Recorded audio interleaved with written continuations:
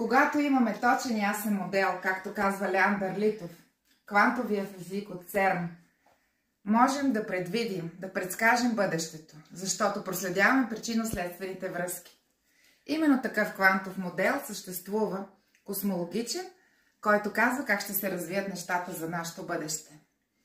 Всеки един от нас на този принцип може да изгради собствен модел, който да реши къде ще бъде след 10 или 5 години от своя живот. Имаме два възможни варианта. Единият да останем затворени, застопорени в нашето ежедневие, изнервени, изморени, ограничени от собствените си граници, които ние сами си поставяме. А другия вариант е да бъдем реализирани успешни личности, като даваме полезност на другите хора.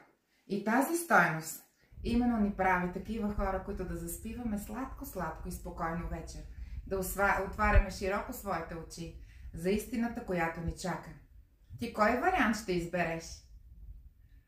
Ако избереш да споделиш с нас Zoom срещата, утре точно в 19:30 винаги си добре дошъл.